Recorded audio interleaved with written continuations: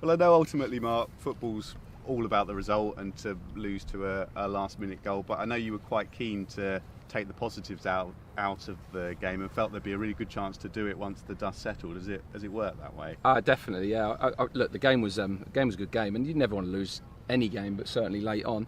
And obviously, like, you could easily say I'd rather play badly and win, but at the same time, you got to back yourself that your performances over the season will return you the right number of points. So there was a real kind of energy after the game that players accepted that they'd done well, and you have to make sure you don't get kidded on by the result or anything. When the performance is good, you've got to say it's good. So there was a really impressive performance last week, and we have to try and build on that now in what's a completely different game this week. But we go into now 7 games in 23 days, so we've got a busy schedule ahead, which is good. It's been good to have this week.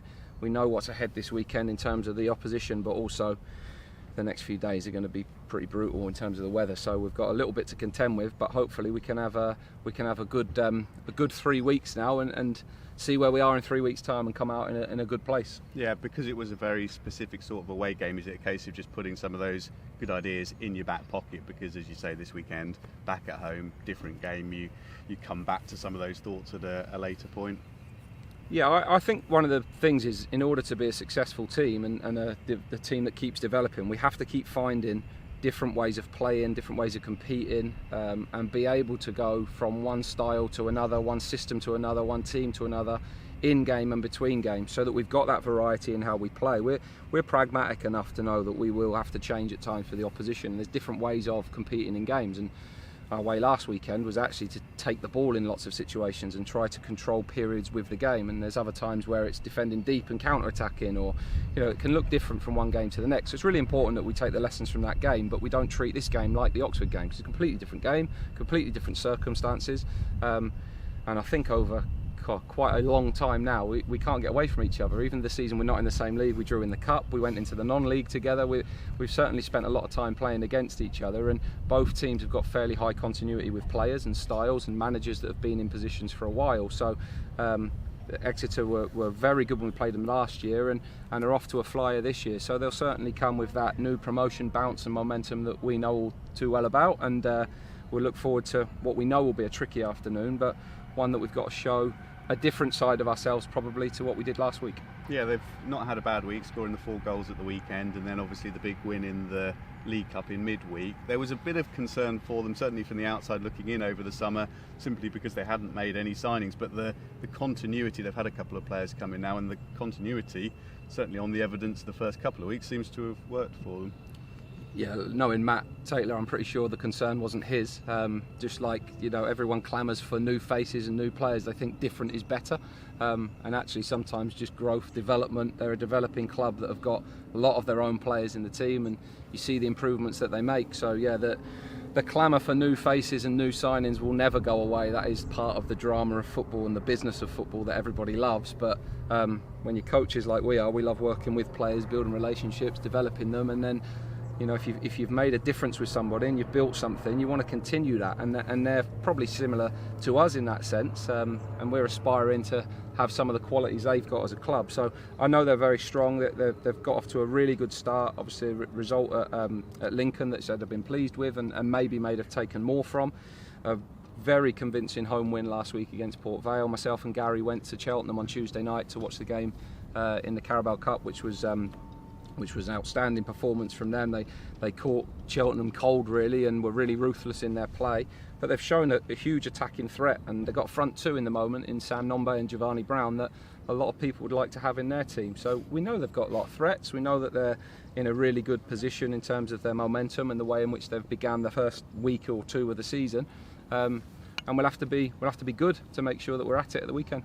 You mentioned the heat, possibly the hottest competitive game of the season so far at the weekend. Are you pleased with how your side have dealt with the conditions so far? Because it is a bit unusual, isn't it, to have it for such a period of time? It is, and actually in Little East Anglia and little Cambridge, we normally avoid the extremes of the weather, but we're the driest and warmest place all of a sudden. So in fairness, it's been brutal. We can't get away from it. It's like every day we're in it, and there's certain, the consistency of training in the heat, of working in the heat, it does take its toll a little bit. So we've handled that brilliantly, and we've obviously started to become acclimatised to it a little bit. So we're hopeful that we can deliver a good performance. I mean, we played excellently against Norwich City on the hottest day of the year, so I know it'll be 3 o'clock in the afternoon, which might be slightly different, but hopefully we can find a similar level and be good enough to give Exeter a problem. We know the challenges that are there, but we also go into the game fairly confident ourselves, and it's the first game of many in the next few weeks that we want to take points from.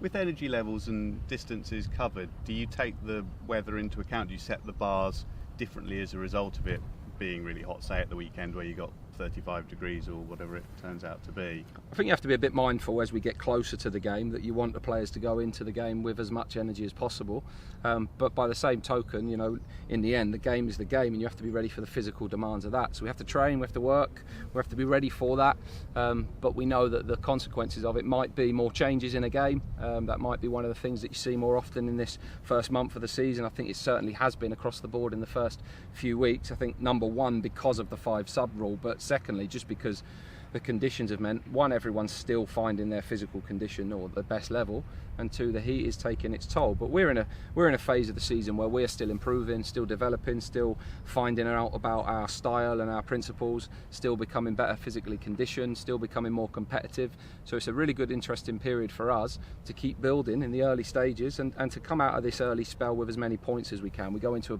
a busy week of 3 tough games in 7 days in the league, and we want to come out of it in the best shape we can.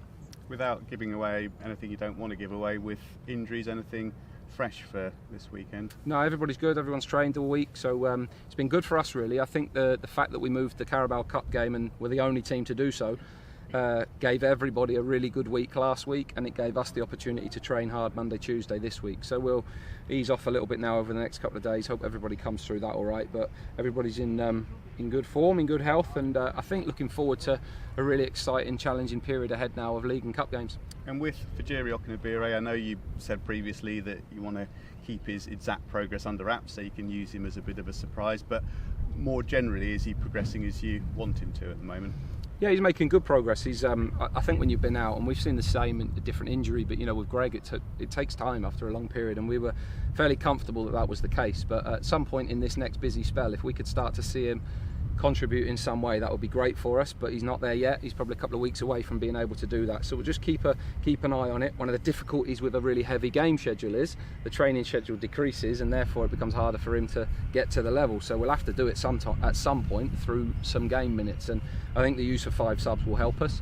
We've got a couple of cup games coming up that may be an opportunity for him, but we're penciling those in at the moment, but we're not sort of committing to them. We just need to see how the next couple of weeks goes for him. But in terms of his quality, we're really clear that it's there when we watch him train, and in terms of his character, he's a brilliant lad who's settled in really well. So the sooner we can get him contributing, the better for everybody.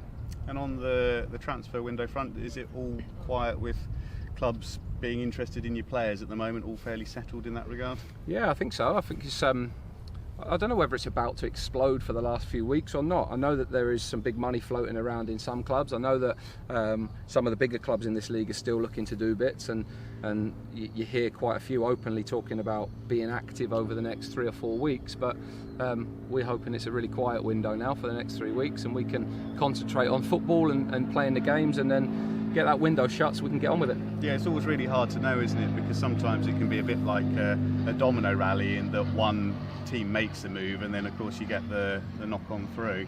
Yeah, absolutely. I mean, you see that quite often. I'm interested to see how much does happen in the next few weeks and how much money changes hands in terms of buying players. There's a few rumours around with a few of the stronger players in our league at the moment, but at the same time, the 5 sub rule is probably meaning people are loaning less players out and keeping bigger squads themselves, so maybe there'll be a little less movement as well, and I'm sure we'll get to the last week and see the flurry of transfers that usually happen, but if things stay as they are, we're really pleased with what we've got, as long as everyone can stay fit. Cool, that's great for me. Mark, you with the Oxford game, you said it would burn a little bit, the manner of the defeat. What's the response been like in training this week? Just normal Cambridge United really for us. We just crack on Monday. Everybody came in and worked really hard, the ones that didn't play. Everybody worked really well on Tuesday, so yeah, I'll be honest, it's just not surprising for us. We say this all the time, it's not a competition for who's the most upset on Monday. We don't really do that. So Saturday obviously it hurts, Sunday obviously you're hungover from it a little bit, but you soon start turning your focus towards what we can influence and affect, and that's the next game and the next training session. So yeah, that is just how we do it. I get asked that a lot. How do you pick them up? It's really easy, because you just get to work, and Sunday is renew your mind day, and then Monday is crack on and get on with it, because nobody's going to feel sorry for us. So we're really pleased with what we got on Saturday in terms of performance levels. We're really pleased with how the players have trained Monday, Tuesday, and now we're really excited about the challenges that we've got ahead of us in the next 3 weeks. You said you were at the Cheltenham game on Tuesday.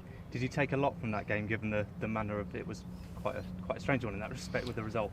Well, it's the earliest I've left the game. We left on 60 minutes because it was 6-0 and they'd made all their changes, and there was very few players left on the pitch for Exeter that are going to play Saturday. But certainly in the first half, despite the 5 changes that they made, I think what you see in well-coached teams and teams that have been in place a long time is, and we would say this about ourselves, I hope, that whatever team we put on the pitch, it still looks like a Cambridge team, and I think that's the same with Exeter. So we certainly got some really good eyes on some individuals, but also the style in which they play.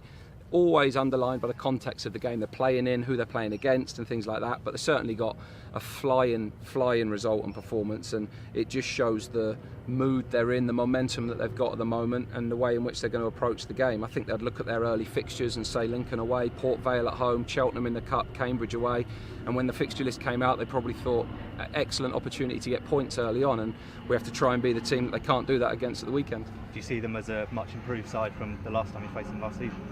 I thought they were really good then. I thought they were really good. That was such a close game, and we were seconds away from having to go to a replay there. And then obviously, things went our way in that game, by hook or by crook, and we got the Newcastle game off the back of it. So it was a fortunate one for us. But I thought they were excellent then. I think that they're in really good form now, and they are, as I say, in that position that we found ourselves. When you've got the momentum and that energy in your team, it can really help you. So we know how difficult that will make the game, and I think the results in recent weeks make that really obvious. But at the same time, we want to be a team that can consistently pick up points ourselves, and we don't want the first 3 games to be something that we look at and don't follow on from. So we want to take points if we can this weekend. We want to find a performance level that gives us a chance ahead of, as I keep saying, a really busy spell. What do you make of the draw against Southampton? Wicked. Yeah, Wicked. So I think firstly, it's a really busy month, so I was really pleased. The groundsman wasn't, but I was really pleased that we were drawn at home. That was important for us.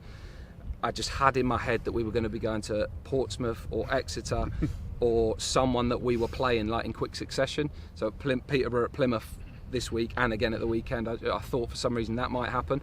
So I think to play someone different is great. For supporters, it's ledge, because one of only 2 teams we've never played against, so I think it's brilliant for them to tick that one off.